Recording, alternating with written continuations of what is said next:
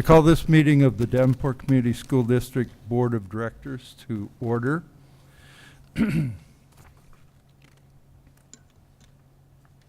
We appreciate your attendance at this board meeting. By attending meetings, you can learn about the accomplishments, needs, and concerns we face.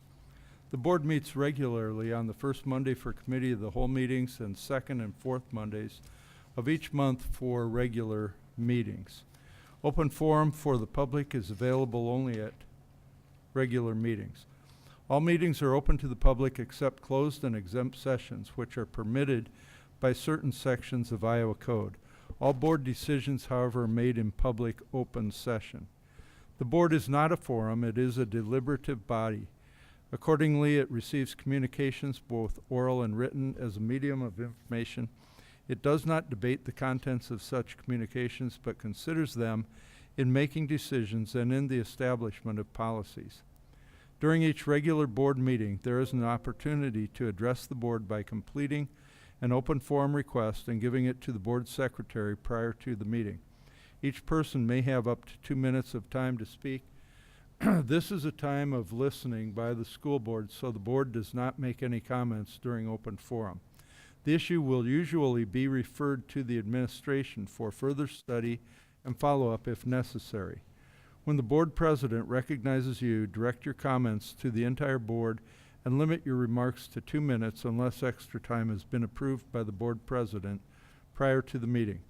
The school board president will recognize one speaker at a time and will rule out of order other speakers who are not recognized. Only those speakers recognized by the chair will be allowed to speak. Comments by others are out of order.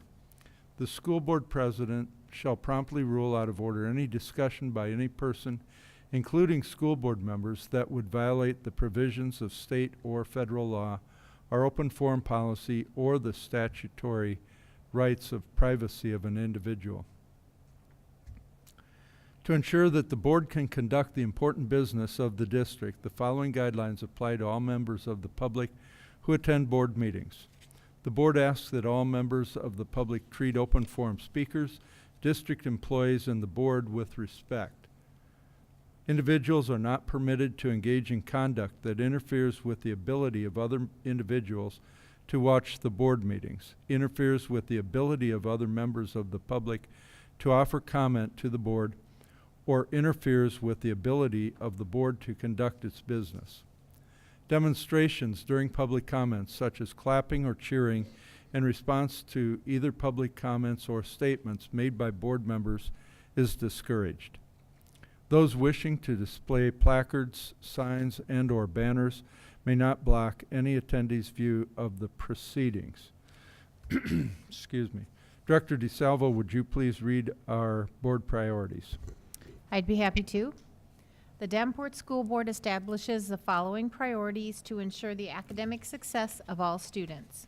Provide leadership and direction to improve the overall learning environment in our classrooms, schools, and district, including the health, safety, security, and happiness of students and staff. Direct and support actions, programs, and activities which reduce the impacts of poverty on our students, their families, and our community. Thank you. Director Mayfield, would you please read our mission and vision statements?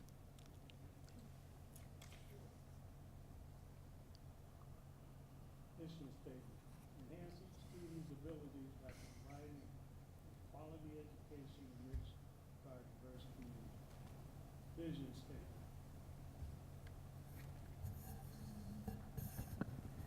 education that challenges conventional thinking prepares all students to compete in a global society and inspires our students, parents, staff, and community to answer the question, what if? Thank you very much. We have a real treat now, and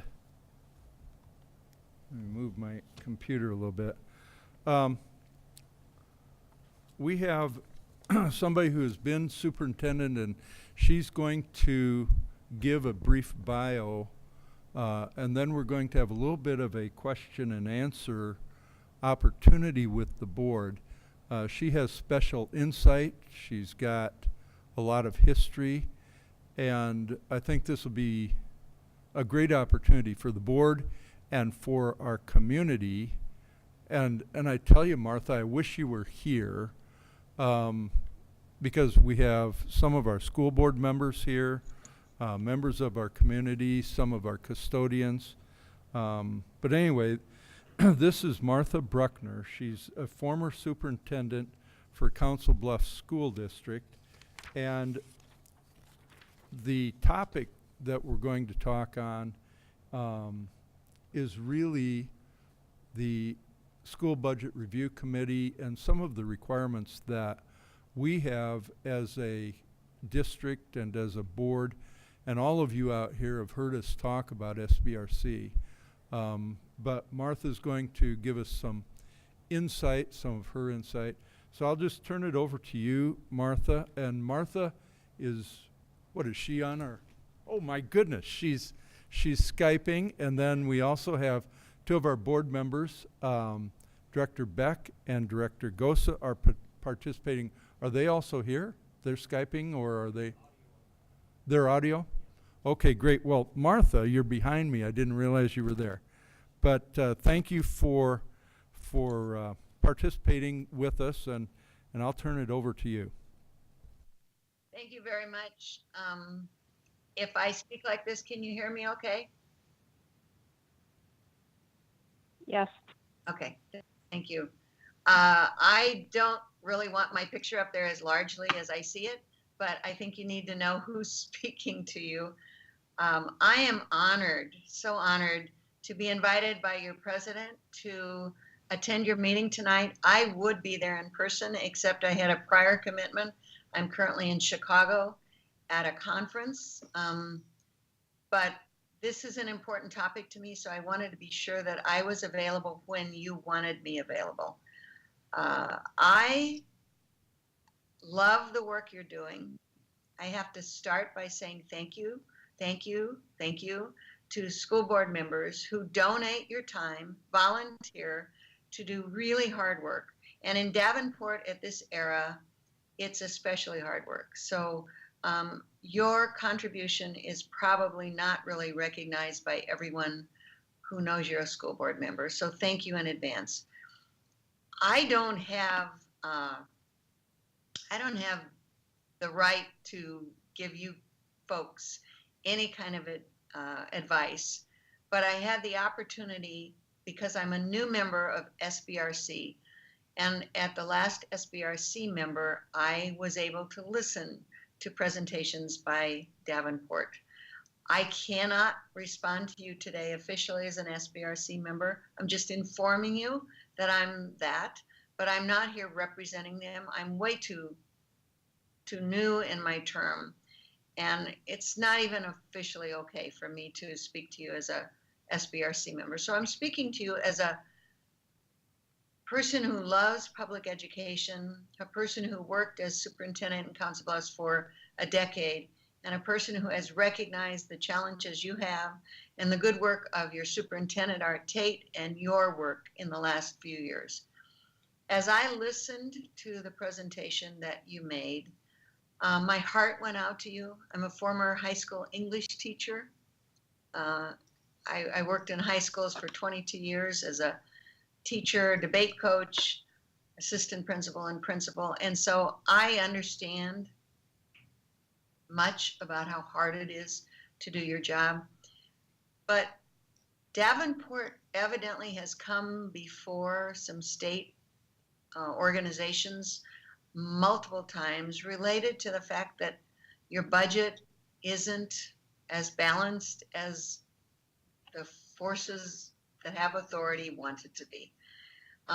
And as much as my heart goes out to you, and it does, because I think it is a total misrepresentation of justice that you do not receive enough money per pupil. And I think you've done a great job of making that clear.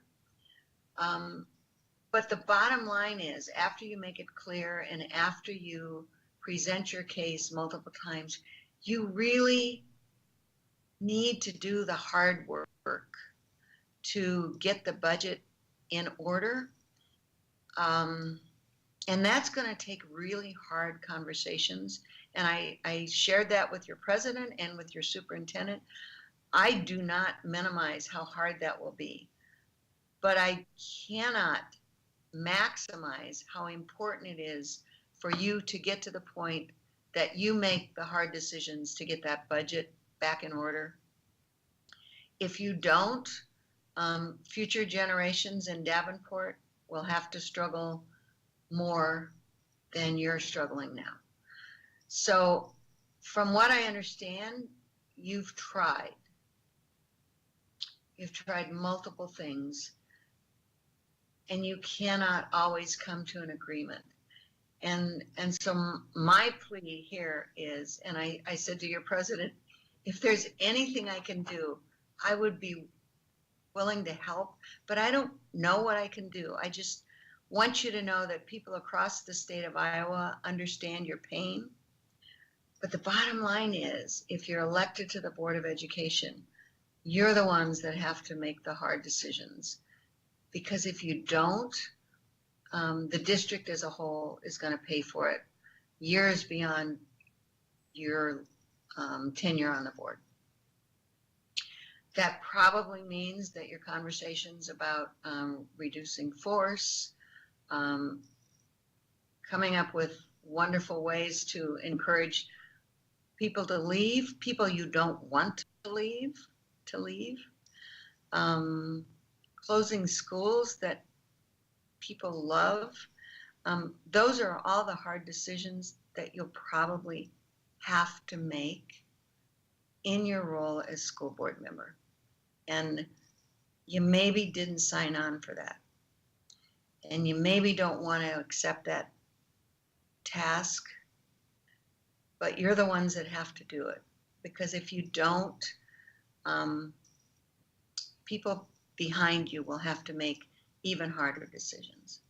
So when I heard the conversation about your goals, you talked about leadership and direction and support. You probably need to add to your goals that you need to get that fiscal responsibility up there high. And you don't have to blame each other. You don't have to blame the superintendent. You don't have to blame anyone. But you're dealt a card. You're dealt some cards that aren't fair. I encourage you to continue to go after changing the rules. And I know you have. And I fear our legislators are telling you they're aware of it, but they're not willing to solve it. You need to pressure them. You need to pressure them to keep trying to be fair to Davenport. You have enough challenges. You don't need extra challenges that were concocted dozens of years ago. But take that up with them. But in the meantime, my advice is you folks have to make some hard decisions.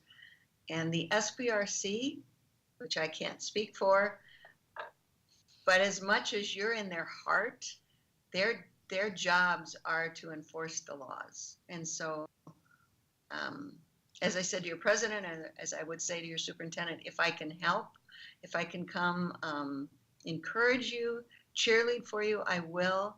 If I can tell you over and over again how hard your job is, I will. But the bottom line is, you got to step up to it and do the hard work and make the best decisions now. I can't imagine there are any questions I can answer, but if you have some, I'd be willing to try. Thank you, Martha. And Joe, can she hear us through the microphone? I can. Okay. I wanted to say that I love your picture up there, Martha. I think it's just the right size. And I've had the great opportunity to know Martha over the years through some of the other organizations that we participate in, whether it's the UEN or the IASB, and Martha has been in that organization in leadership for a long time.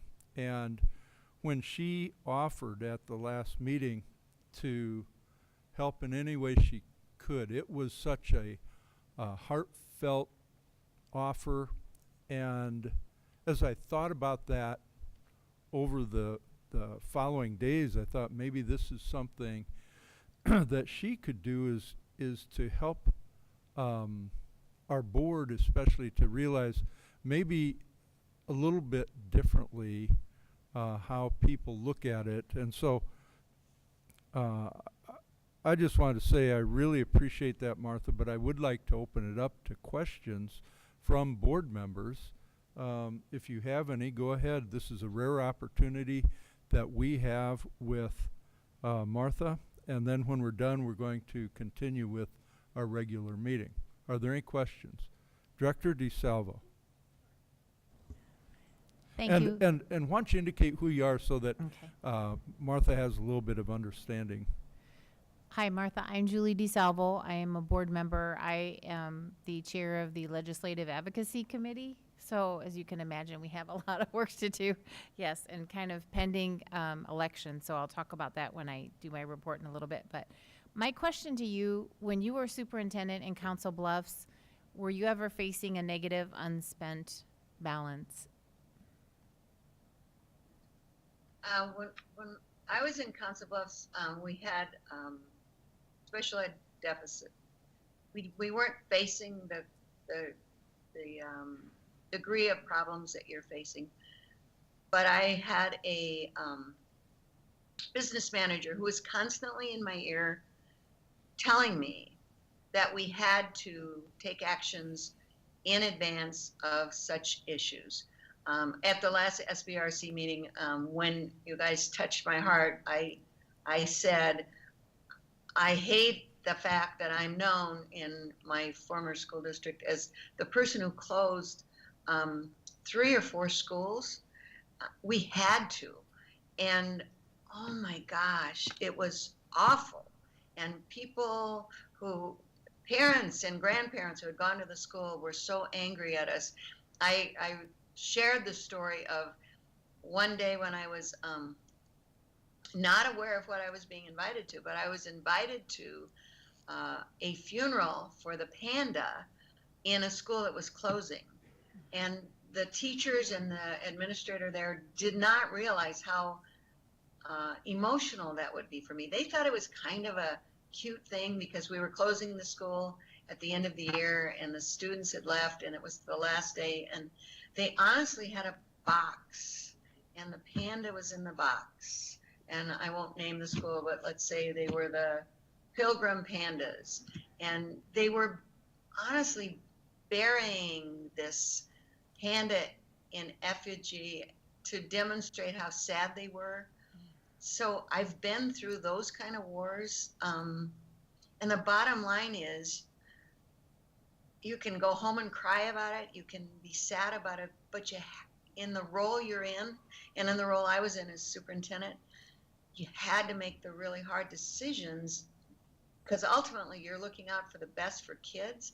And maybe by closing the panda school, we might have more opportunity to provide some other options. So to answer your question, I was never in exactly the situation you were in, but we struggled with lots of things to try to head off that situation. Thank you. That's all I had for right now. Thank you so much. Okay, thank you. Director Hayes? Martha, I didn't have a question for you, but I did want to thank you again and let you know that we really appreciated you when we were in Des Moines. After coming out of the room literally being raked over the coals, and then to have your kind words, that was really refreshing, and I just appreciate your getting on the call with us today. And I guess I forgot to tell you that I'm Director Hayes, the Vice President of the board, and also the Chair of the Poverty Committee. Thank you for your service, really. All right, thank you very much. Are there any other questions or comments? And student board members, I mean, this is something, in all the time I've been here, I don't think we've ever done something like this. So if you have any concerns, questions, go for it. If there is nothing, We're I have a going- question. Who was? Director Beck? Oh, Alice. I was trying to picture somebody. I apologize. Director Beck, go ahead. All right, so I'm Allison Beck. I am a school board member and chair of the policy committee. I've been on the board for just over a year, so I'm very new to this. I was just wondering if you could explain from your side of things what happens when a district does not comply with SBRC requests, and if you could kind of outline that process for everyone. Allison, thanks for the great question. I'm kind of new on SBRC, so I'm learning the rules. I think it might not feel this way, and you might not believe it, but I think that the state of Iowa cares about Davenport more than you know. So I think that SBRC has broken a couple of previous timelines to support you. Ultimately, I mean, down the road, ultimately, if the district does not work within the confines of the law, the district can be dissolved. Now, there's nowhere in the world that anyone in Iowa wants this district to be dissolved. There have been a couple in my decade, a couple of districts that were dissolved, and they were dissolved because of financial reasons, and it's painful from the get-go.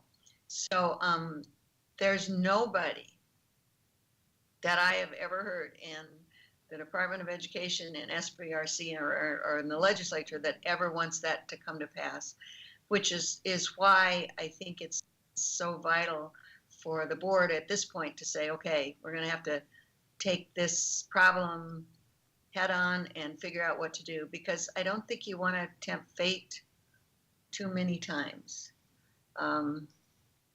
And you as individual members of your community and members of the board, you're honestly, in making these hard decisions, you're just following the law. And right now you want the legislature to change some things and help you, and you want to keep that effort going because that's really, really important. But while that effort is going on, you're the ones that have to make the hard decisions. And I think your answer to the community is this is not our idea. We are following the laws of Iowa.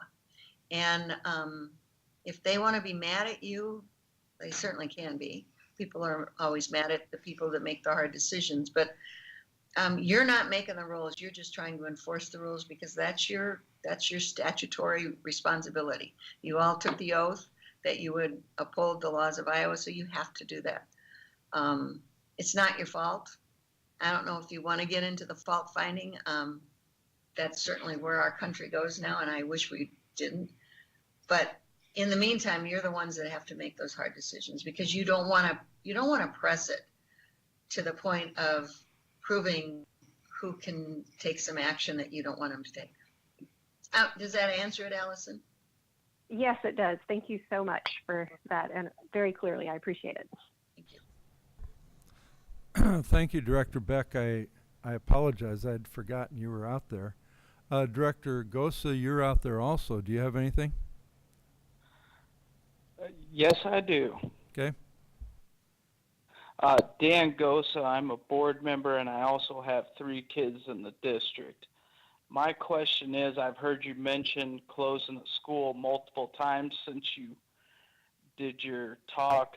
Is that what they're leaning towards? They're wanting to see a school closed or something? Because you've made mention of that several times.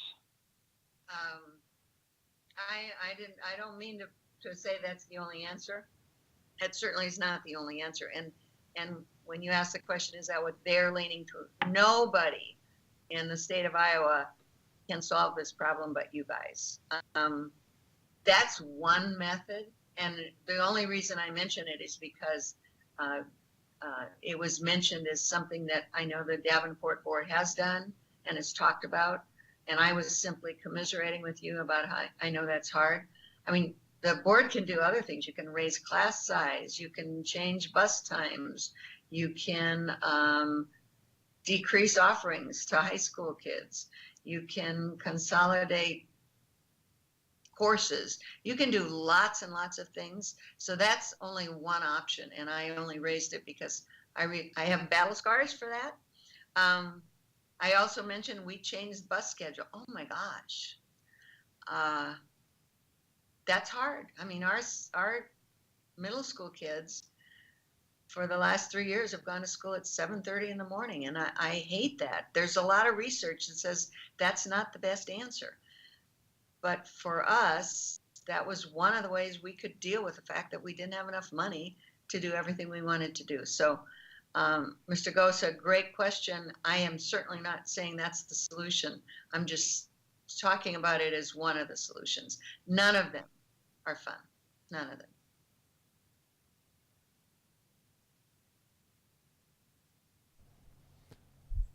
Did you have any more, Director Gosa? No, I do not. All right, thank you. Anybody else? Okay, if not, thank you again, Martha, for taking the time and passion to speak with us. It really is important, and I will say that again, Martha is such a fantastic person, and I've had the great opportunity to know her in different roles, but we're going to talk a little bit later about the importance of the SBRC, but I will say that the SBRC wants to help us. And I think Martha's expressions here, even though she had to do it from a different perspective, they really, really indicate that. So, Martha, I just want to say thank you very much for your time and your passion. And unless you have any closing remarks, we're going to move on. I want to thank you for your service and best wishes to you. And I cannot imagine I can help, but if there is any way I can, please reach out to me. Okay, I will. Thank you Okay. very much. All right. Thanks. Bye. Uh-huh. Bye. All right. Well, thank you for that. Now, Director Gosa and Director Beck, were you two going to stay on, or are you leaving?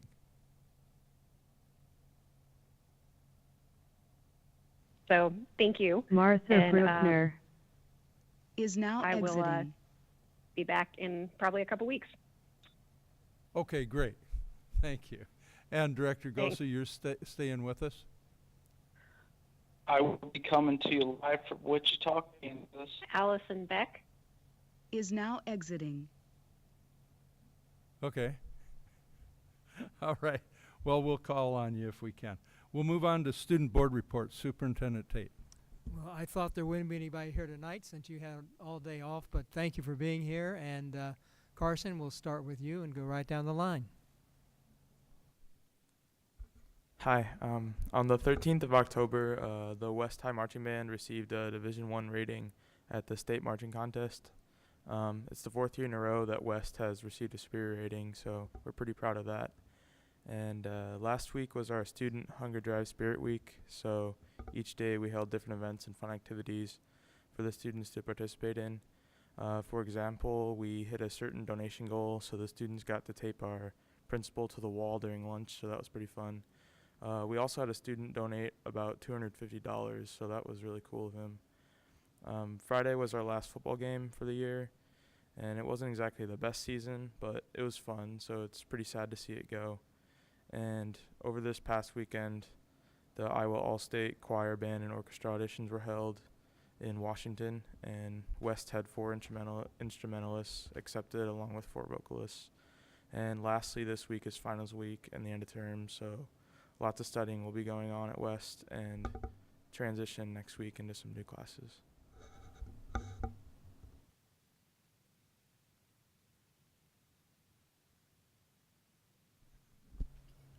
One of our students, Neil Walker, she won the Herbert Hoover Uncommon Student Award.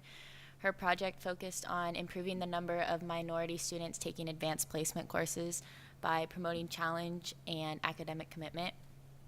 Central has offered, and they're continuing to offer, registration help for students that are 18 or will be 18 before November 6th to experience their or to exercise their right to vote. And this week marks the beginning of a few winter sports seasons as the bowling and wrestling teams open practice, and the volleyball team, football team, and cross country team ended theirs.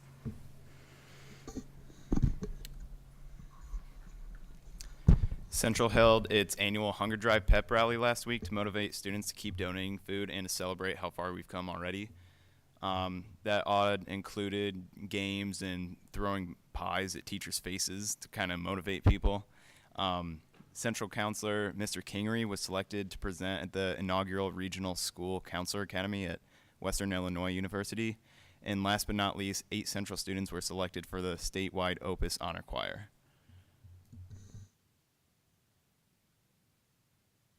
All state auditions were again this week, and North got 8 musicians, 7 choir, and 1 orchestra member into the music festival, and that's a great honor since less than the top 15% of musicians who audition are accepted, so that's really great. Our football team finished with a 5-1 record, which is one of the best records we've had in a really long time, and although we won't be going on to the playoffs, we're still really proud. Congrats to our marching band, who attended the State Marching Band Festival 2 weeks ago and received a Division I rating.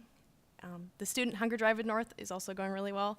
So far, we've done a lot of in-school activities to raise money, as well as reaching out to a lot of businesses to host donation nights. So we had a night at Azteca where if you brought in 5 cans, you'd get a $5 gift card to Azteca. So that was really successful. And we've raised a total of about $1,500 so far. So that's really exciting. Congratulations to our volleyball team when our junior setter Bailey Ortega reached her 1,000th assist in the Bettendorf game last week, and the fall play at North was also really successful last week, and Paul Hallsworth, the man who the North Auditorium is named after, made a special appearance and really enjoyed North Drama's progress, so that's really good.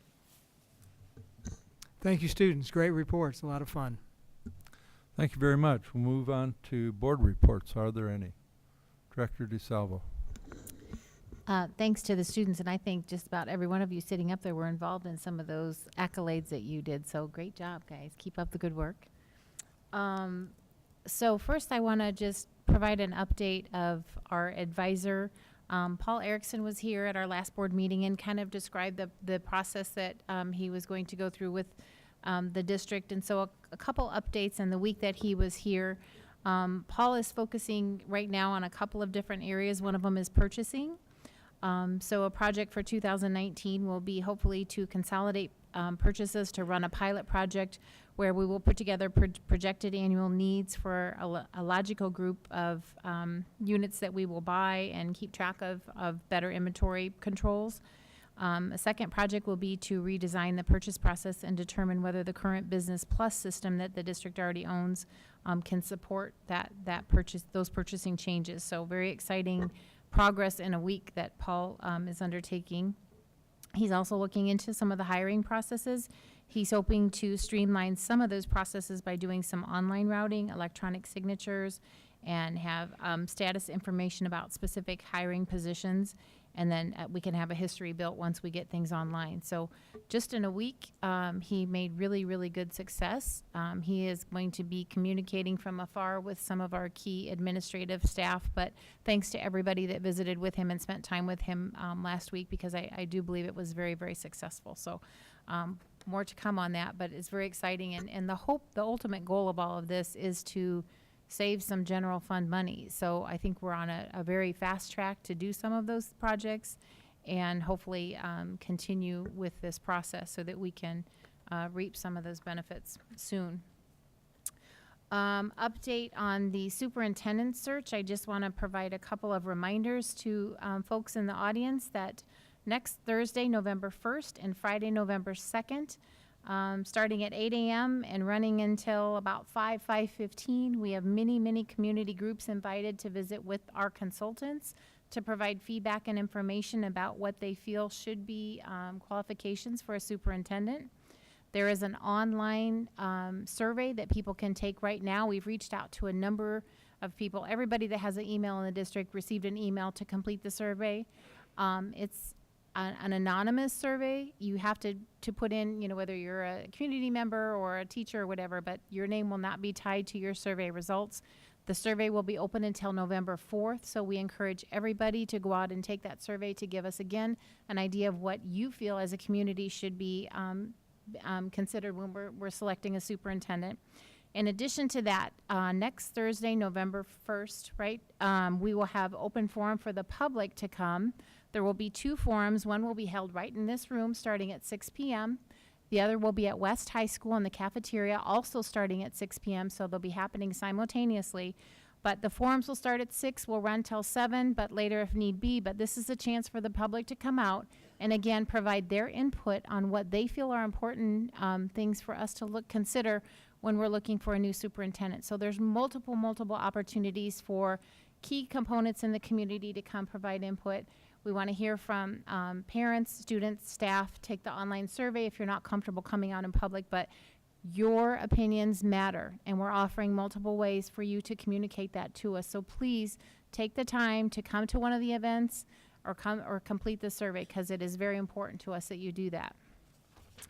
Last week, I also had a meeting, our third meeting with the city. Unfortunately, Director Potts wasn't able to make it, but I visited with council members Mattson and Tompkins, and we had good discussion again. We're starting the process of getting down our mission statement of what we want to accomplish.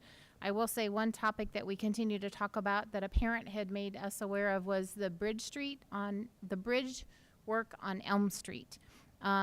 Unfortunately, that bridge is owned by the railroad, and we're having a lot of difficulty getting the railroad to do the work to get the bridge repaired. So at this point, the council members have invited the community to write to congressmen, because we figure if we can go to our U.S. congressmen and get their attention, maybe they can get the railroad to speed up the process of getting that bridge fixed. But right now, we're at the mercy of the railroad. It's not a city bridge. So that's something the city is working on, but our meetings have been really successful. That's just one example of something, an issue that the city and the district can work on together. So I'm very encouraged by those meetings. They're going very, very well, and we're talking about a lot of things and making really good progress. So I think that's all I have for now. Thank you very much. Are there any other reports?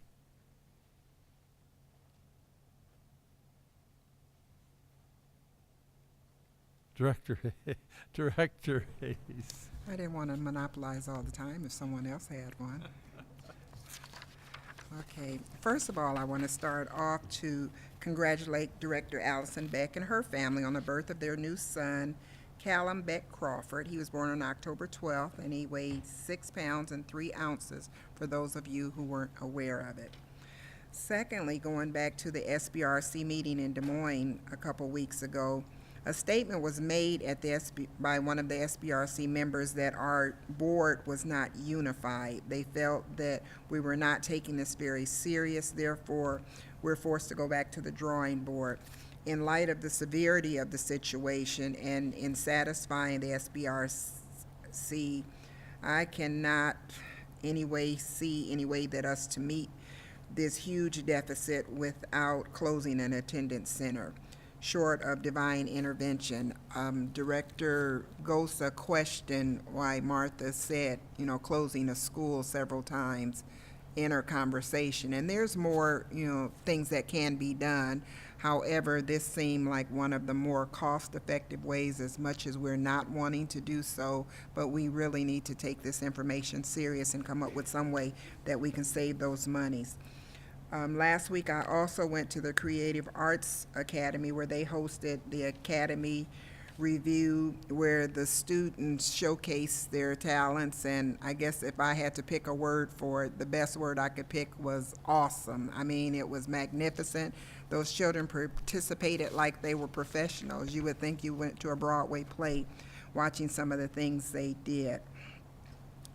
Last week, the NAACP hosted an Iowa Summit on Justice and Disparities Conference in Ankeny, and that again was a very nice conference.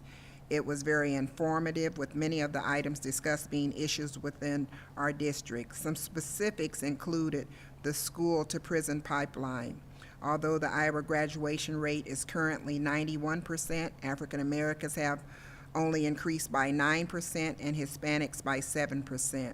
The suspensions have gotten greater as well as getting into the system. And once the students have been put into the system, the likelihood of reoffending is even greater.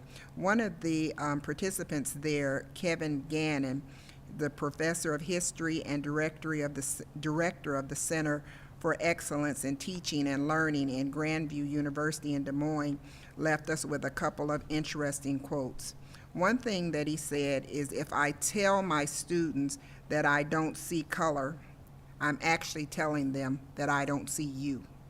Another thing he said was, we get upset with the thought of witchcraft, however we practice racecraft. Wayne Ford, which is Iowa State Representative in the 65th District, made a great analogy.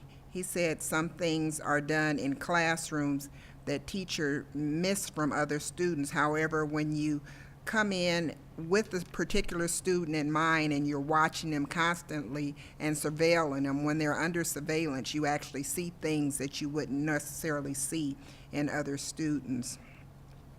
With the group that's in the district working with the Sandy Schmitz and the others from AEA, I've attended 3 of those meetings, and 2 focus groups met with only 1 parent attending. There was a focus group last Wednesday and Thursday. No one showed on Wednesday, but 1 parent came in on Thursday, and her concerns were with the issues of special education with the IEP for her child. She made a strong statement that 3rd grade was way too late to discuss academic problems.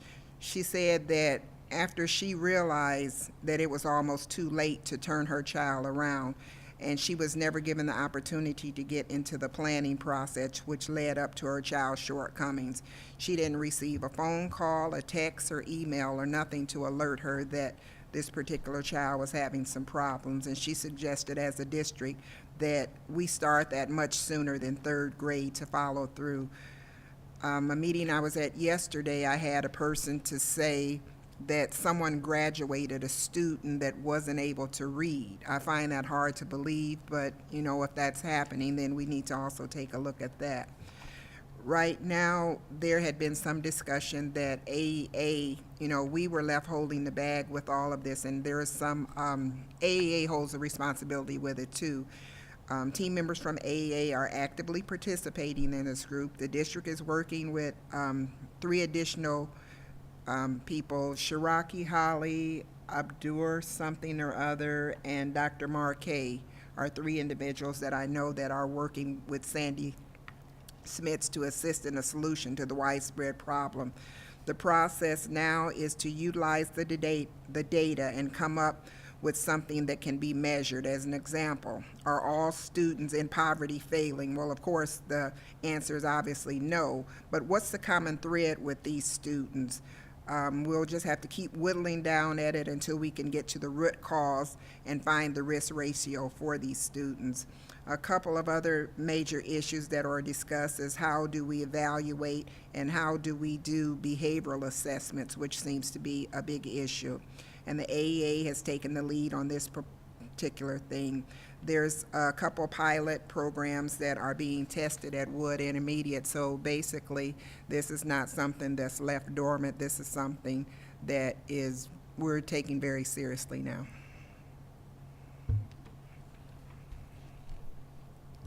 Thank you. Are there any other board reports? I've just got one. And it kind of follows on what's already been discussed by Martha and by Director Hayes. And I know that the board knows all of this, but some of these issues are really not only important, they're big issues. This issue of disproportionality may be bigger than, it might be bigger than any of us can understand. There's so much involved, and I think it's fantastic that Director Hayes has taken on that role of being a liaison, but also somebody that really understands and is getting into this and helping the rest of the board and in fact the rest of the community understand what's going on. The the issue of disproportionality was highlighted in the citations that were brought about by the state after they had made their special ed audit. And it is really important, and we do have a meeting coming up in November with the State Board of Education where, again, we'll invite the whole board to attend. They have allocated, I believe, 1 whole hour just to talk with us about the issue, and I think it's going to focus on disproportionality. But the State Board of Education has highlighted us, it's highlighted this issue, and it's looking at us to make positive changes. Anyway, it's really, really important to the work that the board does, however we get through it. So the disproportionality is part of that, but it's kind of separate. And then, of course, I wanted to thank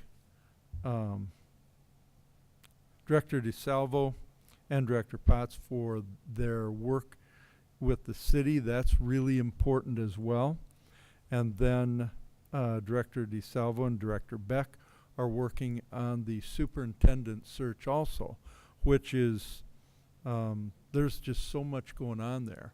All of these things are really, really important. And then when we throw into the mix,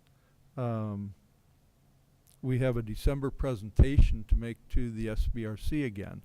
And that is something that the board and the district will have to be working on that over the next probably just few weeks.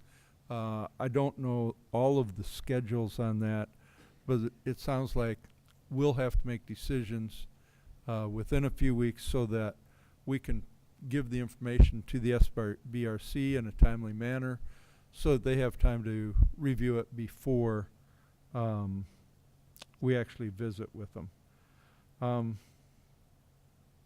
There are a lot of other issues, but I just wanted to highlight those and to just make sure, I guess, that the board is focusing on some of these, as I know it is, and then for all of you to know that the board is doing some real work. So we'll move on with communications. Director Hayes, would you read our upcoming events, please? I'd be happy to. November 1st and 2nd, 8 to 4:30, there will be community feedback sessions for superintendent search. There's also flyers on the back table if you'd like to pick one of those up. November 1st, Thursday at 6:00 p.m., there will be open forums for the superintendent search. Location A is West High Cafeteria, 3505 West Locust Street, or here in the ASC Center at 1702 Main Street in this particular room. You can choose which location is most convenient for you. November 5th, 5:30 p.m., the Committee of the Whole meeting at the Achievement Service Center, 1702 Main Street in the Jim Hester Boardroom, 2nd floor. November 12th, Monday, a holiday, we're closed. November 13th at 6 p.m. is regular meeting at the Achievement Service Center located here in the Jim Hester Boardroom. November 14th, State Board of Education meeting, the Iowa Department of Education, in the Grimes State Office Building at 400 East 14th Street in Des Moines. The start time will be determined later. That's also the date for the UEN dinner as well. Okay, that's it. Thank you. All right, thank you. Next is time for open forum. Open forum is a time for members of the community to give input at a board meeting regarding school district issues or concerns. Individuals who want to speak should fill out an open forum request and give it to the board secretary prior to open forum. The board will not act on any issue presented during open forum if it was not published as an agenda item. The Iowa Open Meetings Law prohibits action on any issue that is not on the agenda. The president will set the amount of time allowed for individuals to speak during open forum. The board asks that no charges or complaints be made against individual employees of the district or community during open forum.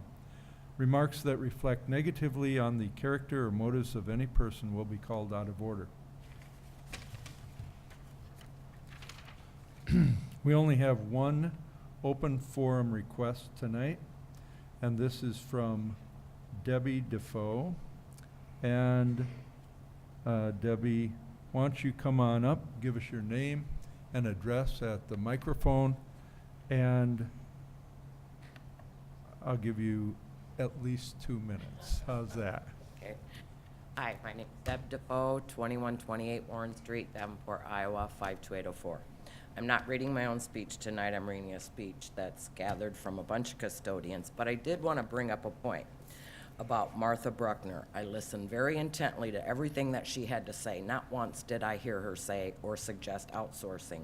And I know for a fact that they have never outsourced because Council Bluffs School District was part of my research that I did on a speech about a month ago, and they have never outsourced, nor did they ever plan on outsourcing.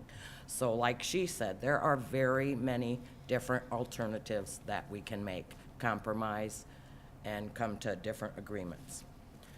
So this is from the custodians. I'd like to talk about the custodial outsourcing. There are a lot of little things that you may not know about district custodians. Custodians have dug through dumpsters to retrieve retainers, hearing aids, eyeglasses. Custodians find jewelry, purses, expensive, cell phones, wallets, and other valuables, return them. Custodians are the ones that come across crying students in restrooms. We zip coats, put hats on mittens, little ones. We don't just sweep pencils and swipe desks. We help with homework, find lost books. Custodians have purchased many student lunches out of their own pockets for kids that don't have money.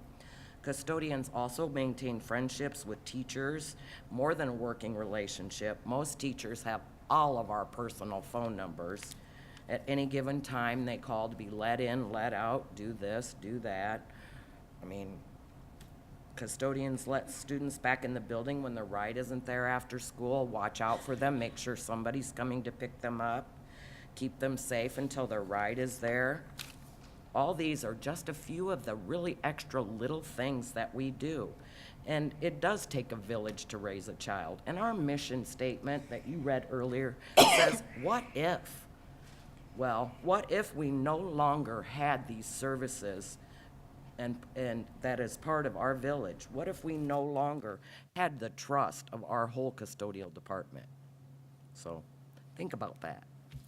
Thank you. Thank you very much, Deb.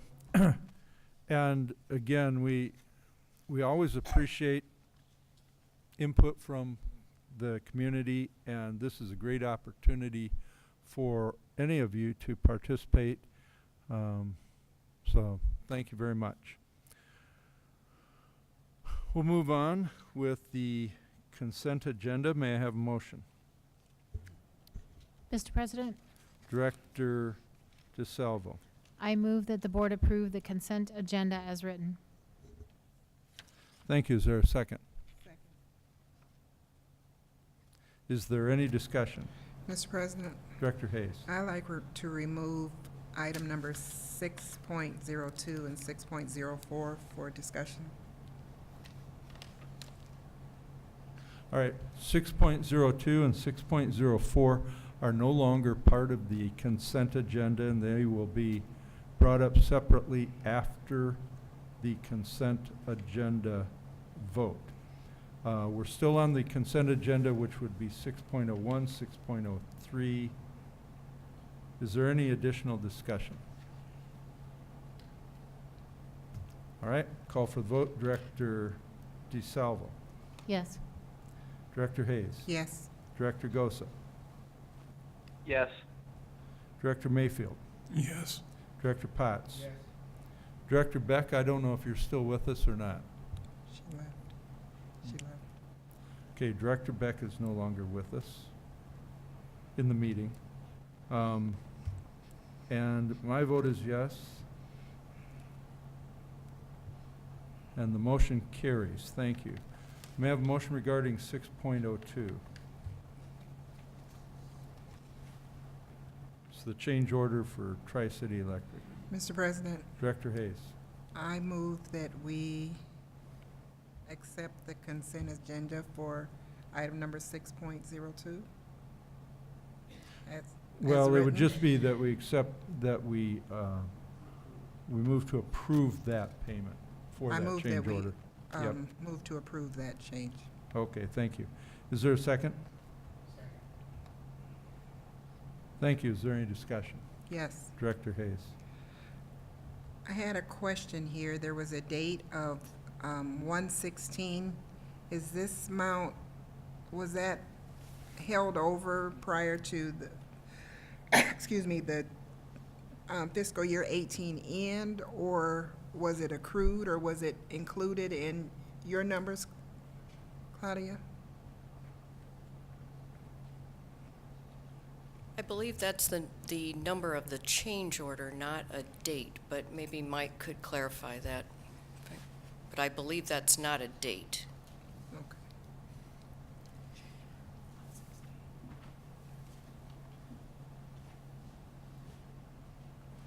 Yes, it's correct. That is, the change order number is what that 0116 Okay. refers to.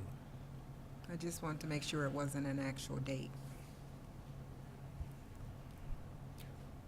Okay, Director DeSalvo. Mike, there's a whole lot of documents here. Can you, and this is really just additional cable, can you give us a layman's version of what's happening here? The largest ad is, of this total, is 16,000. That is miscellaneous ads, cables, and speakers.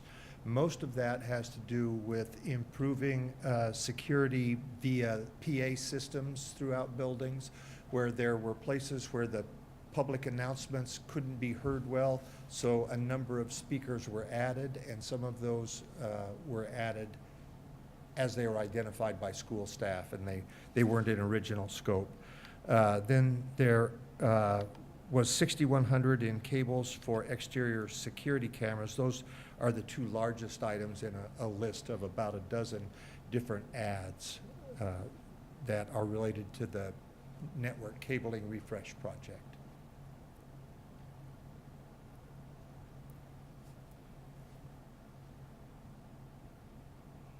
And there's also credits in here for, so this project had things that we wanted over and above, and then things that didn't cost as much as originally anticipated? Yes.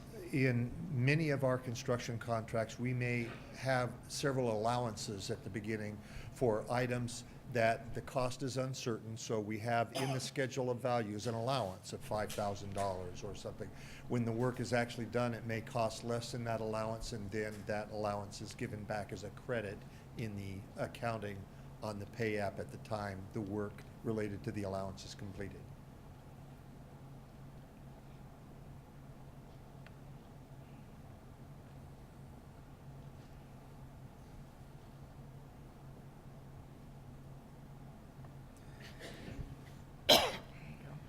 One of these pages has a big circle and a mark. Is it for all the amounts in that page, or just the 511? I think it's page 7, 6, maybe 6. I don't know the answer to that. This is actually, Liz is running this project. Gary's not here tonight. But it appears to me that someone has said, no, I'm not paying that $511. I know, so And if I went back through the little total. the whole list, Yeah. I'd be able to find that for you, but that's what it appears to me. All right. That's all I have. And that for now. often is the case. There's some back and forth between the contractor and the project manager, and some, no, we disagree, we're not gonna pay that, or we're not gonna pay that much. That's ordinary. And I'm sorry, can I keep going? Was there a contingency on this, so this would be part of the contingency from the project, right? Like, you know what I'm saying? I'm sorry, I don't know the answer to that. Okay, that would be Gary. Yeah. Okay. That's all I have for now. It's going to be just a motion. We approve the contract. Is there any other discussion? All right, we'll call for the vote. Director Hayes? Yes. Director Potts? Yes. Director Mayfield? Yes. I'm sorry. Yes. Okay, thank you. Director Gosa? Yes. Director DeSalvo? Yes. And my vote is yes. Motion carries. Thank you. May I have a motion regarding the contract with Leggett Architects? Mr. President, Director Hayes. I move that we approve item number 604, the contract with Leggett Associates, or Leggett Architects, I'm Mhm. sorry. Thank you. Is there a second? Second. Is there any discussion? Director Hayes. Yes. Mike, can you explain to me what envelope improvement means? What exactly is that? I'm sorry, what? Envelope improvements? The exterior envelope of the building is the masonry cladding, the roof, the flashing, the windows, everything that is the exterior. We refer to that as the building envelope. Oh, okay, thank you. Is there any, Director DeSalvo? So it says this is on the south side of the central building. Yes. Isn't that all pretty much new? Like, is it, We've done the Main Street side and the north side, and now we need to do the south side of the original building, and also George Marshall Gym. so it's a little further up on the It'll be the Harrison Street side that Okay. will get done next year. south side of the Harrison Street start, Harrison but not, is the facing west. yeah, okay. But The so- other two sites have been done the previous 2 years. Right. I just want to make sure that we're not already having to do something to that beautiful new building that we have there already, right? Oh, no. Okay, thank you. Is there any more discussion? Mr. President, Director Gosa? I have a question, Mike. Has the bathrooms, or I don't remember if it was bathrooms or locker rooms at Central been fixed yet before we start doing some other projects today? I remember you brought in those pictures, and Director Hayes and myself went and toured it, and it's quite appalling, and I thought that that was supposed to be done, and I know that it has not been done. Yes, that will be before you for architect selection and project approval the next couple weeks. Okay, so my question is, why are we worried about the outside of a building when we got the inside of a building that's way outdated and gross? Got to keep the water from getting from the outside to the inside. So tuck pointing on these old buildings is just part of the maintenance of the masonry, and that has to be done. The locker room, restroom project had been discussed last year when we made changes to the long-range facility plan. We put the funds in this year and next fiscal year so we could start on it this spring and try to finish it up over the summer. It's going to take probably till October or so to get the work done. So that will run into next fiscal year. After the discussion where the board saw the pictures and all that kind of stuff, we made changes to the long-range plan, put the money in to start work this year, this fiscal year, and finish the work next fiscal year. Okay, thank you. I just wanted to make sure that got done before we start doing other things. Is there any additional discussion? Okay, we'll call for the vote. Director Hayes? Yes. Director Potts? Yes. Director Mayfield? Yes. Director Gosa? Yes. Director DeSalvo? Yes. And my vote is yes. Motion carries. Thank you. May I have a motion regarding approval of bills? Mr. President, Director DeSalvo? I move that the board adopt the following resolution as recommended by administration for adoption of the bills from the bill listing periods of October 4th, 2018 through October 17th, 2018. Resolved, all claims presented to the board having been duly certified as correct by the secretary, reviewed by the administration and board members, and they are hereby audited and allowed as just claims and warrants drawn on the Treasury for the several amounts. Further resolved, the payment of claims and salaries be approved as presented for the periods of October 4th, 2018 through October 17th, 2018. Thank you. Is there a second? Is there any discussion? Call for the vote. Director DeSalvo? Yes. Director Hayes? Yes. Director Mayfield? Yes. Director Gosa? Yes. Director Potts? And my vote is yes. Motion carries. Thank you. Superintendent report. Thank you, Mr. President. I'd like to yield some of my time for a special report from Rachel Steiner concerning our online registration project for this year.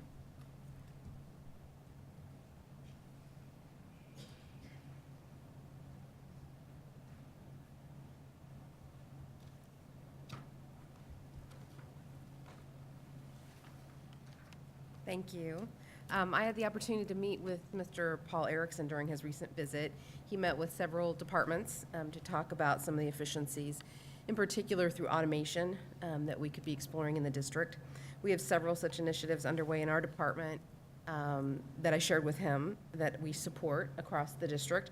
He felt that among them, the district-wide online registration really held the greatest promise to bring true efficiencies once they are scaled up fully district-wide, and he was impressed that it's one of those functions that really touches every school, engages multiple departments in the district, and he encouraged us to kind of celebrate this first step, at least toward a district-wide registration.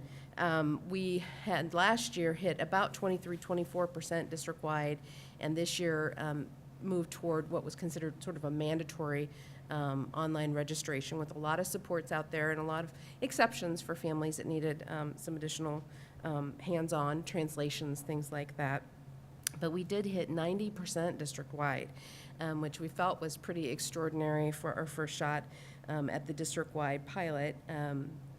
He was particularly impressed that that seemed to breach the digital divide that some of our families experience. And I was celebrating with him that we had buildings that reached 100%, even those that have a high free and reduced lunch rate. Wood Intermediate actually was in the lead, hit 100% first.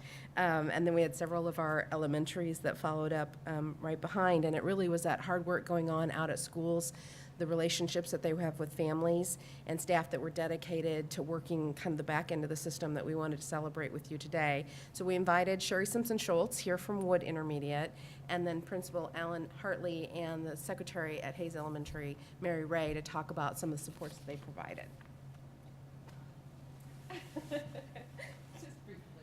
Good evening. Some of the things that we did to get to 100%, we actually got down to about 70 families that we were just struggling with for one reason or the another to get them in to do whatever. So we called them, we reached out, we went to some of their houses, we took laptops and we helped them go through it one step at a time. And then it got right down to it was just plain old paperwork. On some of our families, our kids were even in school, and just due to the fact that we had never done online registration, there were different households that were set up, and it was really our system that had gotten kind of messed up, and we had to dig in. And I would give a lot of credit to Rachel Steiner and Judy Evans in helping us dig into those records and combining some of them and cleaning up just what was causing the mess, because it truly was the system and not the child or the family or even being able to get in and do that. But it was just a huge team approach. I have several secretaries, the associate, the SAM, some office people, and cleaning that up. We're really looking forward to next year, and hopefully the second year, all that stuff that we cleaned up, some of it was 10 years old, 9 years old, 7 years old, that stuff will now have disappeared, so it should be a lot easier going forward. Good evening. I want to say our biggest success was Miss Mary Ray, the Hayes secretary. We had a very traditional approach to our enrollment night, but when we had our night, we made sure that we didn't have paper available. We had computers and we had volunteer staff members that were ready for our families, and Miss Ray was available to hold everyone's hand if need be, and we had families lined up, and we had them available to go on the computer and work with them. After our enrollment night, They met with Mary in the office, sometimes right next to her desk. We just made sure that any gap that we had, we put up a plan in place for them. So we didn't leave them hanging out in the wind, so. If we had families that weren't able to come in, they weren't able to do things from their cell phones or from a home computer, I would talk with them on the phone and do their online enrollment with them over the phone. I would email them their information, detailed instructions, how to get online to do the enrollment. I would, work my hours around to where I could stay later if family needed to come in later after they got off work. I had teachers helping me reach out to families once school had started. We had some families that just didn't want to do this, so, we just kept reaching out to them. Basically, like Mr. Hartley here said, we held their hand. I pulled a chair right up next to my desk, sat them down. I typed everything in for them as they would tell me what to do or what their answers would be, and, we weren't gonna stop until we had everybody enrolled through online enrollment.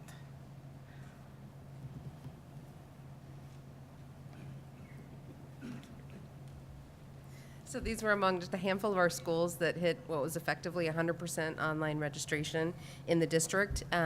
We've just started looking at the figures, but we believe we can consider this kind of a promising practice for some of the automation that you all are exploring. I included some details for you at your table on some of the benefits that we believe it brings. It really was designed to streamline the secretarial and administrative processing at the schools. We believe it's done that wholly differently at each school. Mary and I were talking, we felt like there was about a 5-week savings there or so. Peggy Chrismarek at Wood felt she was kind of in that same range. So we believe there's a significant savings for the secretaries. It also maximizes the cost of using this online registration system because it is a charge district-wide regardless of the number of users. So the per pupil cost has come down dramatically now that we're at about 13,500 students registered through online at this point. We hope eventually it will also make the process a lot easier for families. So instead of filling out hard copy forms for each student, they're now simply reviewing the information for the entire household. So we felt that's going to cut down on the time dedicated by all of our families and reduce waiting in lines and some of the issues at registration that we hope can now shift toward more of a welcoming process. Wood Intermediate, I know, has the goal of eliminating registration, just having open office that families can come and work with school secretaries and others at the building so that there's not an event where everyone's standing in lines. And then ultimately, I think Sherry said it best, it really it represents an incredible data cleanup for us in the process, but also eliminates data entry errors and other things with secretaries having to hand transcribe from hard copies. So we're optimistic. We believe it's a promising practice, and we appreciate this opportunity to celebrate our schools that did such a great job out there. Thank you. Well, thank you very much for that, and thank you, Superintendent Tate, for giving up some of your time. And it's a little bit different. It's not quite a presentation, but it's pretty close. So I'm going to ask, it's pretty intriguing, and it sounds like a really good thing, and you used the word celebration, must have been 5 or 6 times. So I'd ask the board if they have any questions or comments on this. Director DeSalvo. I don't think I have any questions, but I'm really impressed with the numbers after the second year to jump from 23% to 91. That's pretty amazing. I think it's awesome that we can get our families to cure the multiple children in one household. That will help a lot. And kudos to, I'm sorry, I didn't catch your name, the gal from Hayes. You're doing amazing work. Mary, thank you, because I've been there with someone sitting beside me, helping me through, and I know that helps a great deal. So keep doing what you're doing, because I think that is making a huge difference for our families and our students, and we really appreciate the work. And to both of you, too, good success at your school. So thank you.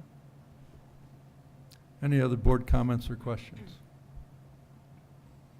All right, well, thank you all very much. That was great. Thanks a lot. Superintendent Tate. So for the second part of my presentation, I'd like to yield to Bill Snaden, who will talk a little bit about professional development today in the district. We had an exciting day today. All of our staff and faculty were We're out working hard on trying to address this issue of disproportionality and the mindset of what it takes to have a culturally clean classroom. We had Dr. Marcia Tate, who met with all of the elementary teachers at the fairgrounds this morning and spent the whole morning with them talking about engaging practices for all kids in the classroom. And then this afternoon, she met with the middle school and the older upper grade teachers also. And at the same time, going on opposite that was Dr. Anthony Mohammed, who is a nationally recognized world speaker on the whole idea of mindset, the skill of the art of teaching, the will of our people to get involved. And it was all around addressing the cultural concerns and the disproportionality that we've been talking so much about. So as I was telling Dr. Tate earlier today, I passionately felt like we were really doing something. We had everybody working on this project all day long today, along with Dr. Shiraki Hawley was also in town. So we had all three of these national experts in working with our teachers in different clusters across the city, actually.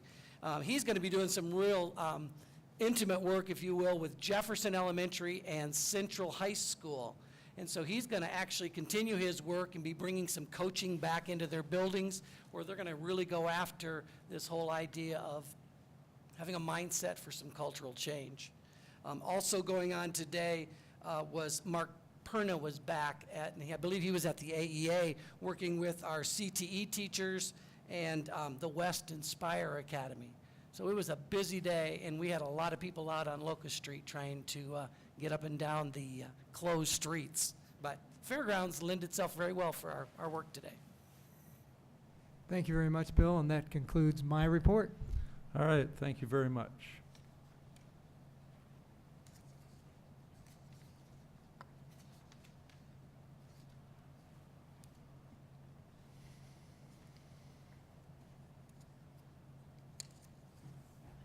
All right, next are other items requiring action. May I have a motion regarding approval of the request to the SBRC for the special education deficit? Mr. President, Director DeSalvo. I move that the board approve the administration's recommendation of a request to the SBRC for allowable growth and supplemental aid in the amount of $1,486,357.92. The district will fund the allowable growth with cash reserve levy. Thank you. Is there a second? Is there any discussion? Director DeSalvo. I hate to always ask people to put things in layman's terms, but Claudia, could you explain this for us? Yes, this happens every year. When we have a special ed deficit, it's kind of an automatic process. As we do the special education supplement that's part of the certified annual report, it finishes the calculations and generates to the Department of Ed the amount of our deficit, and we indicate that we are going to request the spending authority for that. We have to have you, the board, approve that as we do each year, and then we submit the board minutes to the Department of Ed indicating that you've approved that request. Can you tell us what the deficit was last year? I'm sorry to put you on the spot. Last year, the deficit was almost $2 million higher than this year's deficit. Because of the change in the... We had a change in coding of some expenses and, some other changes, but it is quite a bit less than last year's deficit. And they approved that last year? Yes. That's all I have. Thank you. Any other discussion or questions?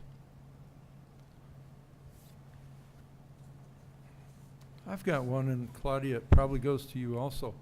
That 1.4 million or 1.5 million, what time period is that for? Fiscal 18. Fiscal 8. The 2017-18 year that just ended on June 30th of 18. When would you say, can you say at all when that money was spent? Basically, it's spent throughout the year. I mean, as we pay Yeah. salaries and for hearing interpreters, all that type of So you think thing. it's spent pretty evenly, so it would be just over 100 grand a month, something like that? If you wanted to look at it that way, Okay. yes. And I asked about interest before, and you said that we can't charge the state interest, and we couldn't ask the SBRC for interest on that. I'm just thinking that if you averaged it out, it would be around 750 grand, right? That we were spending, but we would have to theoretically borrow the money for that, right? I know you don't borrow it, Right. but it's worth something as money. If you were to borrow money, what would be the interest rate you think you'd have to borrow at? 4%, 5%, somewhere in there? Probably at least, since the interest rates have gone up recently. It just seems to me that we're constantly doing this, and I was thinking about, and I don't know if you know this, but where would we be ranked in terms of total expenditures or requests for allowable growth and supplemental aid requests to the SBRC in the state as a district? You would guess probably that we're in the top 10. Could be. I don't have that information. I know you don't. Yeah. I know, it just, there's something in the back of my brain that's saying that it's another way that the state has made it even more difficult for us, because we do end up in one way or the other having to account for the interest on all that money that we pay for. I don't know exactly how we do it yet, but it frustrates me. Any other discussion? Director Mayfield. I guess you spoke of the deficit. Could you explain to me how the deficit comes about, as well as why it can't be predicted? Or maybe it is predicted, I'm not sure. A lot of it is the timing of when we receive the funding. It's based on the prior year's student count, but the expenditures are out of the current year, and we have different students, different costs for the hearing interpreters, transportation, that type of thing. So a lot of times it's a timing difference. But last year was an exceptional year then. It was higher than some other years had been, yeah. Thank you. Thank you. You're welcome. Additional discussion. I got to follow on Director Mayfield's line of thinking, though, is that in most businesses, and even in some of the things that we do, we can rely on historical data. And we could say, for instance, we'll take the average of the last 3 years as a predictor of what we're going to do in this year. And perhaps if our legislative advocacy committee could convince the legislature to change the rules, then we could get something like that where it's more timely. I mean, it just seems to make sense. And that's a common sense thing that the legislature could do that would make it easier for all districts throughout the state that have to request to the SBRC for this allowable growth. Does it make sense to you, Claudia? Yes, it does. Okay. All right, great. We'll see what we can do. Thank you. Okay, is there any other discussion? Okay, we'll call for the vote. Director DeSalvo. Yes. Director Hayes. Yes. Director Potts. Yes. Director Gosa. Yes. Director Mayfield. Yes. And my vote is yes. Motion carries. Thank you. May I have a motion regarding approval of contract with Leggett Architects? Mr. President, Director Hayes. I move the board approve the contract with Leggett Architects for design of the 2019 North High and Frank L. Smart roof replacement contract in the amount of $82,000. Thank you. Is there a second? Is there any discussion?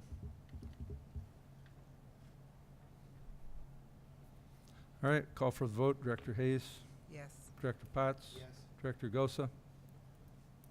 Yes. Director DeSalvo? Yes. Director Mayfield? Yes. My vote is yes. Motion carries. Thank you. May I have a motion for approval of policies? And normally, Director Beck would be here to help us with that. Is there somebody else that's prepared on this? Or just want to take a stab at it? Or do we want to leave it to next meeting? I would rather leave it because I've missed a couple. Say that again? I would assume leave it because I've missed a couple meetings and haven't been in any of the discussion. Is there anything in here that anybody can see that is urgent? Mr. Scott, do you see anything or There really are, if you go through them, there's very few, if any, changes, just a couple of them. And they were all done by Dr. Goldstone through HR. well, if that's the case, why doesn't somebody go ahead and make the motion? Let's get this thing done. Director Potts. Mr. President? Yep. I gotta read all these too, don't I? Yes, you should Yeah. read the number and the description. Mr. President, I move the administration recommends the board approve the following policies. 302.05 education materials, 401.40 review of personal records, 402.02 accepting courses for college credit in advancement on the teacher salary schedule, 402.03 application, 402.04 education requirements, 402.05 procedures for recruitment, 402.06 orientation program, 402.07 teacher assignment and transfer, 402.08 appointment, 402.09 transcript, 402.10 registration certificates, 402.12 release from contract, 402.13 professional growth, 402.16 guest teachers, 402.18 student teachers, 402.20 tutoring, 402.22 academic freedom. Thank you. Is there a second? Second. Is there any discussion? Director DeSalvo. I only have one question, and it's on 402.12. And the addition is teachers will not be released from their contract after August 1st. Is there anybody here that can explain that? Probably not. Yeah, Dr. Goldstone did point out that she added that for conversation or discussion with the board. So that is the new piece on the release from contract. So I'm trying to understand what that meant. So they're hired on, and they can't be released until after August 1st. So regardless of when they're hired on. This is really releasing current teachers that are under contract. So we're not left without a teacher on August 1 to find a replacement. Got it. That's kind of what okay, thank you. That's what I needed. Any other discussions? All right, we'll call for the vote. Director Potts. Yes. Director Hayes. Yes. Director Director Mayfield. Yes. Director DeSalvo. Yes. Director Gosa. Yes. And my vote is yes. Motion carries. Thank you. We have one discussion item, the 5-year budget reduction plan. Superintendent Tate, you want to lead that?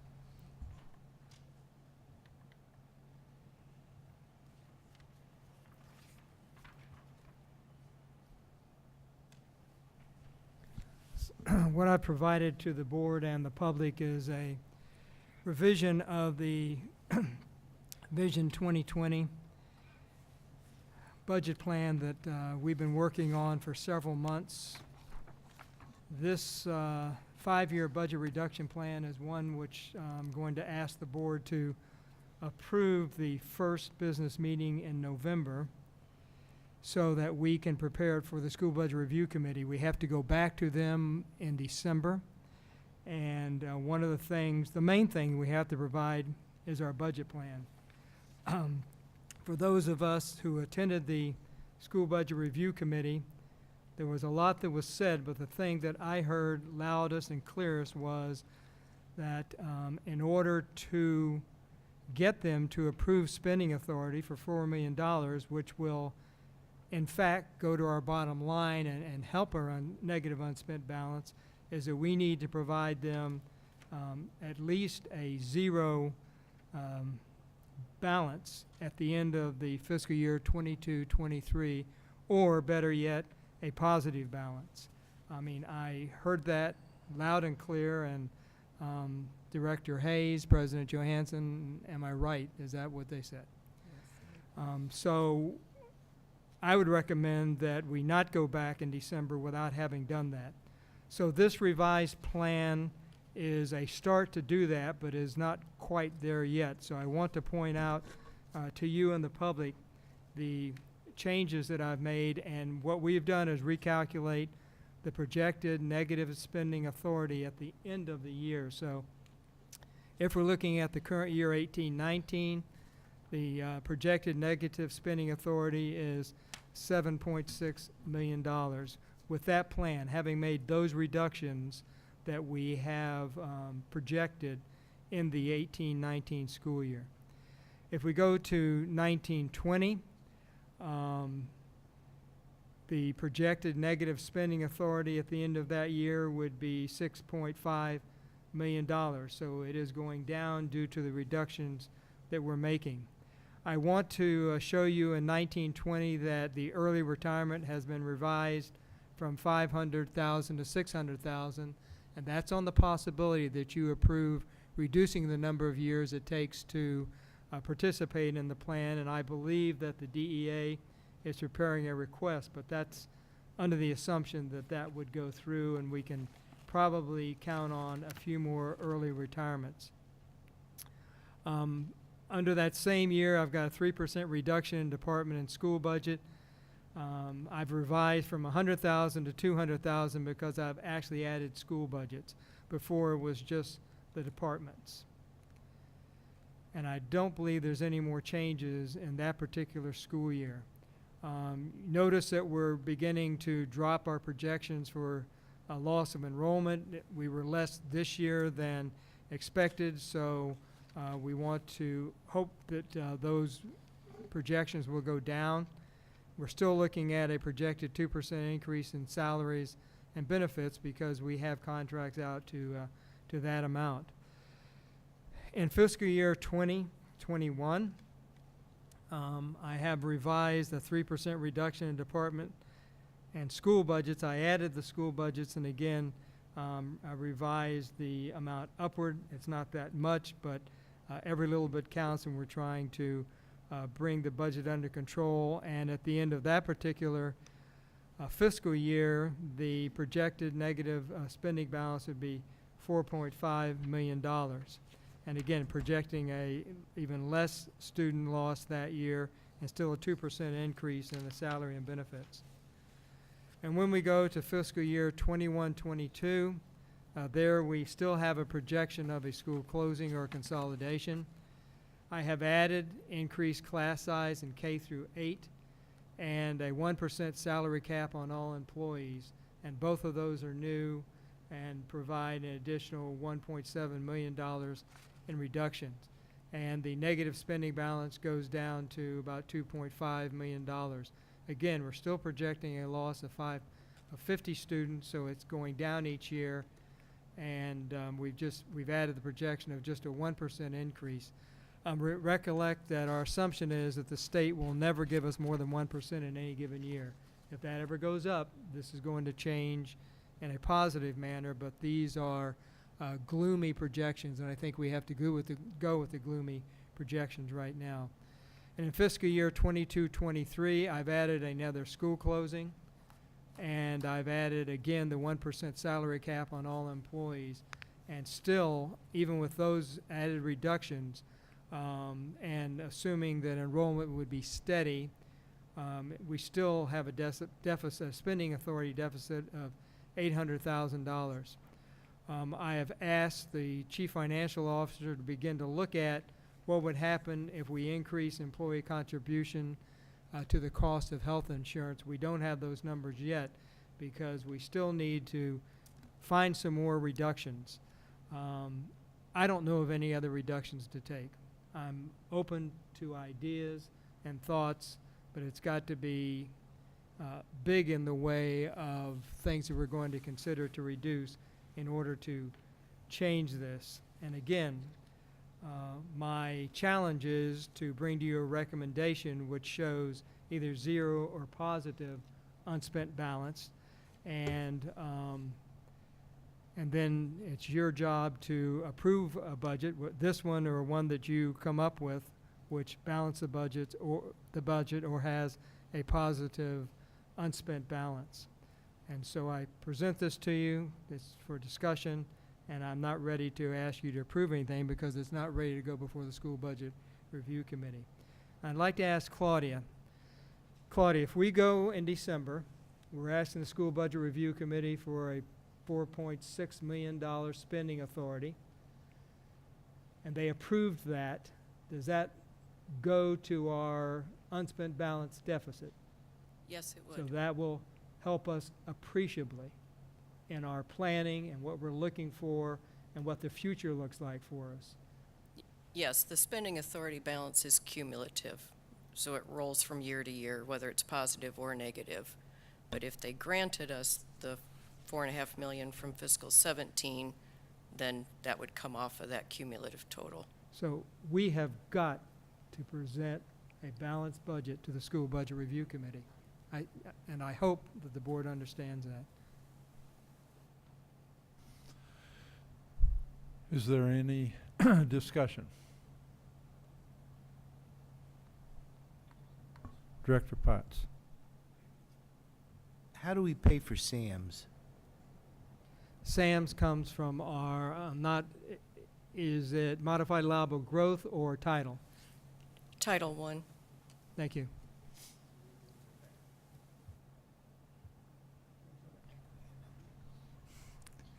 Anything else? I didn't Director hear Mayfield. uh, the answer. You say the SAM salaries come from Title I, Yes. and is that part of the general budget? No, it is not. So It's it's separate totally federal. different, okay. Anything else? Director Hayes. For 1819, energy efficiencies, that was just the basic switchover, is not solar, correct? That's true. Mike might have included some solar in his head. What he continues to remind me is that that's what we hope we're going to save. If we have a very cold winter, we're not going to save that. There's no way for us to look forward, but all things considered, normal winters, looking ahead, those are the savings we hope to get from the energy efficiencies we put into our buildings. Thank you.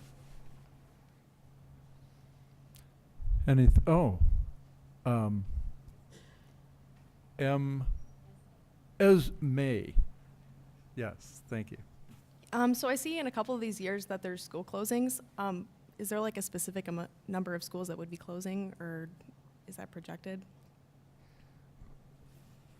At one time, we had some plans, but those plans have been put aside, but they included some of the thoughts as consolidating schools and putting an elementary and middle school together, or actually changing the grade configuration of all of our elementary schools to K through 6, so that intermediate schools would be 7 and 8, and that would allow us to actually close some schools. So those plans were not approved by the board. We would have to start all over again with our thought process. And then there's also increasing class size in addition to that. So like, is that accounted into the consolidating the schools too? Because with consolidating, you would also be increasing the class size fairly significantly, I'm assuming. So actually it wouldn't. If we close a school or consolidate, what we guarantee is the class sizes are not increasing. What we're doing is taking teachers from one school and putting them into empty classrooms in another school at the same class size. The general savings when you close a school is from the overhead, the administration. You need less custodians, counselors, nurses, and things of that nature. It usually is the personnel and the overhead, but class size should not change for consolidation. So when you see increased class size on here, that's separate, it's different, and it won't add to the problem. You can consolidate, close a school, and then you'd increase class size, and it would just be one thing. Thank you. Thank you for your questions. Director DeSalvo. Dr. Tate, new on this plan is reconfigure teaching delivery at Keystone Academy. Can you, and then it also, 350,000. Can you talk about that a little bit? Yes, one of the things that the special education audit found was that we were taking too much of the teacher salary for teachers at Keystone from special education. We had it at 100% in many cases. And we found that actually those teachers were teaching some general education students within the classroom. So we had to take, and it cost us $600,000 this year into our general fund in order to correct that coding. But what is happening now, since in fact Keystone is reconfiguring, so the only thing that will be left there is special education students, we won't have that situation anymore, and we're projecting the possibility of savings once we pull down the general education students. And that's an estimate. We have to see how everything falls out, and we'll know more, when we finalize the changes. Another question about combining of principals. Do you have a specific plan for that, or is that kind of going with? No, I don't have any special plan. I mean, logically, it would be combining smaller schools. So one could imagine who our small schools are and where that consolidation may come into play. But no, we haven't begun that planning as yet. And I know we've talked about this a lot. Obviously, I have quite a history there too. The conversion from block to traditional scheduling. So our contracts expire 2020. 2020. So that would be the first year. So we would have this in place upon that expiration. So it would be, they would actually expire the end of the 1920 school year, the existing contract. So that would allow us to change that in For the 2021 school year, 2021. yes. Okay. And I remember I indicated we already are starting the planning Right. this November because incoming We've gotta freshmen have have it to be be ready. ready to convert. Okay. So when will we see some of those plans? Do you know when? Well, we could ask Mr. Scott, again, November is when they'll start, but we can ask him for updates. Sure. I would be interested to hear how that, and I think you all should talk to your little freshman buddies about what the changes that could be coming. Could be very good, but we need to make sure that we have you informed of what the changes could be. So that's all I have right now. Thank you. Director Potts. On the savings on the shifting from block, is that predicated on the high school teachers teaching 5 or 6 classes? Mr. Scott? 6. Okay. Thank you.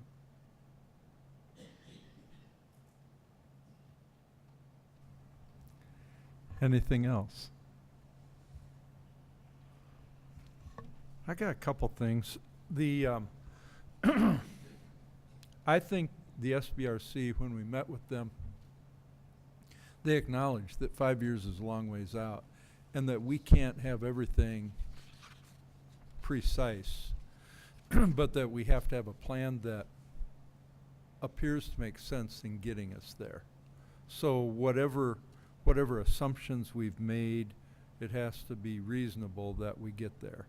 But I thought that was, not that it's wiggle room at all, but it's like any set of assumptions. You just do your best and try to get there and modify it as we move forward.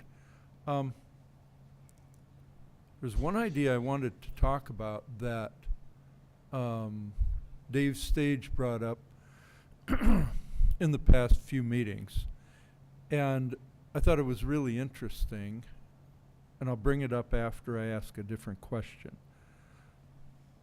When does the administration need to have this completed in order to send it to the SBRC in time for the meeting in December?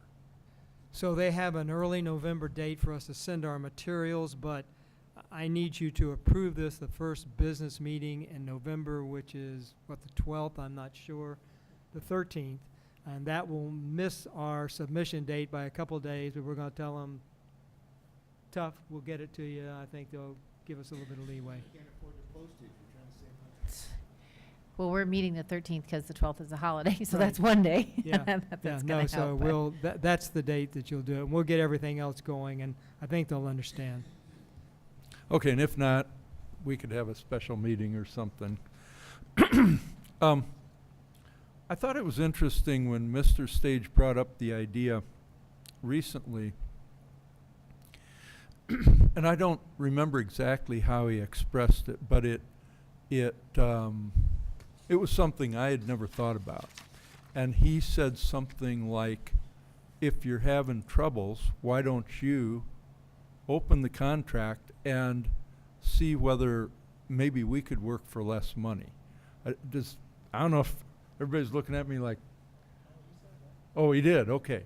All right, so Who is the it does, we? huh? Who is the we could work for less money? Mr. I'm not S- making any, that's why. No, Mr. Stage was, he's one of our custodians, Mhm. and he was making the comments at a public, at open forum. So I just thought it was interesting. I didn't see that in here. I don't know how viable that is, and it would probably be difficult. And I don't know if you have any comments just on the concept. My comment would be, it would be up to them to come forward with a proposal. I mean, we don't have a right to ask to reopen and take money away from them. I wouldn't do that. They can always come forward with that offer. Okay, thank you for that. So we have about 3 weeks before we have to vote on it. And you're going to have some more iterations of this so that our final line is not read. That's true, and I would see us discussing it at the Committee of the Whole meeting in November. Okay, I guess, Director DeSalvo. So I just want to clarify that I'm understanding the 4 million that we could be given the authority on. If we take a plan to them in December that gets us out of the negative unspent authority, then we have a better chance of them saying, yep, you had permission to spend that, and it'll come off of the unspent negative balance, right? Am I saying that right? I'm not saying that right. We should not go to the December meeting without a Right, balanced right, budget. And right. yes, again, So our I reward can't could speak for be, them, right. but it sounded like, yes, this is the critical path. Right, so if we go to them with a good plan, we have a better chance of them saying, yeah, you had that authority, we'll take that 4 million off of your Yeah, unspent. and I defer to the president and vice president. They were there. And I'll defer to the Vice President because she's a lot smarter than Claudia, I. can you help me here? But that was my interpretation, that, I don't know. I need to defer that to Claudia, because I don't know.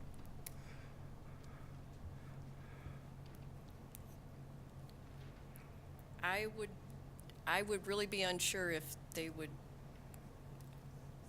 would approve, if they No, would I'm give not- us the spending authority. but it is a possibility that if we have a good plan, that's one of the positive outcomes that could happen. Whether or not they do it, we have no way of knowing, obviously, but that is a possibility that, It could happen. They may defer it to see if that's what actually happens once our fiscal 19 certified annual report is submitted. That's a guess. okay. So I think I'm thinking. And I would say that I'll try, I didn't talk a lot in the board reports about the meeting, but I believe that the SBRC individually and collectively wants to help us, the board, and us, the district. And that they will do whatever is reasonable for them to do. And I'll check on that specific issue, and I'll try and think about who would have the best answer. I've got some thoughts on it. And I'll see whether we can get that answer a little bit more firm than what it is right now. Is there any additional discussion? Director Gosa, you've been really quiet. You got anything?